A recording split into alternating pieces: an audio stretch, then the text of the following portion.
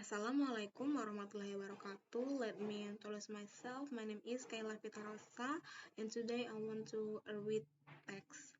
Everyday life in the Soviet Union, the shopping runaround. The author, Hendrik Smith, was head of the New York Times office in Moscow from 1971 to 1974. The following passage it adopts from Mr. Smith's book, The Russians, which was published in 1976 by Guardian or the New York Times Books Company. I had heard about consumer cost shortage before going to Moscow, but only when we began to shop there did the Russian customer problems really have meaning for me. Customer do what overwhelmed wait in lines, but Soviet lines have a special quality of their own. Typically, the Soviet woman spends 2 hours a day in line, 7 days a week. Personally, I have known of people who stood in line 90 minutes to buy 4 pineapples and 3 half hours to buy 3 large heads of cabbage, only to find the cabbage were gone as they approached the front of the line. Lines can run from a few yards to nearly a mile. Some friends of ours watched a line of people in Moscow singing up to buy rocks. The line lasted 2 days and nights and ran far across Altrude and apartment development. In spite all of this, the natural reaction of Russian woman when she sees inline farming is to get it in immediately, even before she knows what is being sold. However, Soviet lines are more full than they appear.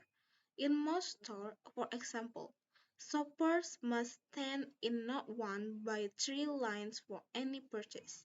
The first, to select a purchase and find out its price. The second, to pay a cashiers to cashier somewhere else in the store and get it receipt. And the third, to get pick up the purchase and turn in the receipt. But in a dairy store one morning, I found out that the game is both simpler and more complex than that. I went in to buy some cheese, butter, and bolognese sausage, which were in 3 separate departments, each with its own line, 9 lines. Rather quickly, thought, I noticed that experienced shoppers were skipping the first stage. They knew what most item cost, so they went directly to the cashier for their receipts. After studying price, I did that too. Then I went to the cheese line, the longest probably 20 people, to get the worst over with first. I was in line less than a minute when a woman in front of me asked me to hold her place. She darted off to the butter and milk line. The cheese line was moving so slowly that she got her butter and milk and returned before we had advanced through it. I decided to take the risk too, and I got back with my butter while the cheese line was still inching along. Then it suddenly occurred to me that all over the store, people were getting into line, holding place, leaving, returning. Everyone was using the cheese line as home base. That was why I was barely moving.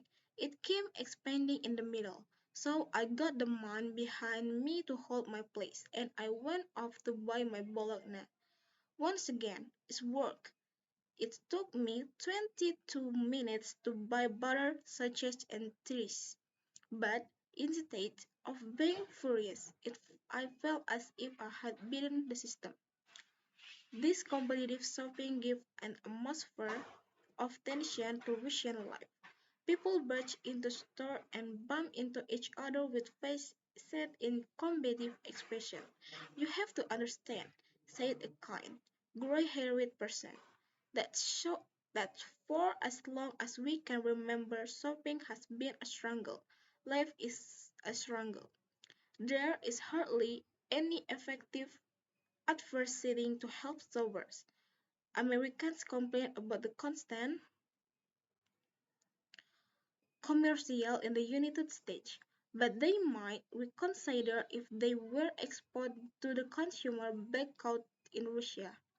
A typical Soviet aim might be: "If you want to live to a ripe old age and be beautiful, modest, true and truthful, and true and truthful, drink tea." Most newspapers publish without ads. The shopper has no handy yellow page or daily newspaper, supermarket or department store ad to help her decide where to shop. Bribery is widespread. Low-paid selects will take a portion of attractive items and sell them secretly to regular customers who have either left and breed in advance or can be counted on to pay a high price or delivery. 10 to 15 rubles on a 60-ruble raincoat is standard. In 1976, the ruble was equivalent to $132. So common is this practice that the Soviet press is always complaining about it, but it does not do any good. Crocodile, the Soviet humor magazine, once showed the department store employee sporting some newly arrived items. "Dear consumers, in the leather goods department, 500 import women's purses have been received.